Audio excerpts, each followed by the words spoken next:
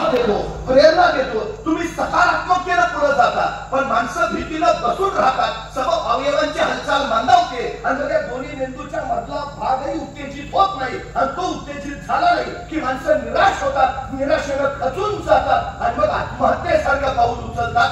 कितीही संकट असू द्या, कितीही दुःख असू द्या, मी परत सांगतो, फक्त कामात करा, सतत हालचाल करा, सतत हालचाल करा. आपोआप तुमच्यात उमेद निर्माण होईल, तुमच्यात सकारात्मकता निर्माण होईल. ही सगळ्यात महत्वाची गोष्ट. एक शेतकरी आपल्या गाढवाला घेऊन बांधावर निघाला होता. अचानक बांधावर ते गाढव घसरलं आणि तिथंच असलेल्या खोल कोरड्या विहिरीत खाली पडलं. आता आजूबाजूला तर कोण नव्हतं. गाढवाला वर काढायचा त्या शेतकऱ्याला प्रचंड केला खरा, पण एकट्याला त्याला शक्यच नव्हतं. काय करावं त्याला काय कळले ना. विहीर तर खूप वर तर आणता येणार नाही, पण आपण किती वेळ बसून राहायचं. शेवटी शेतकऱ्याने विचार केला, असं तसं गाढव झालंय आता म्हातारा, आज ना उद्या जाणारच आहे.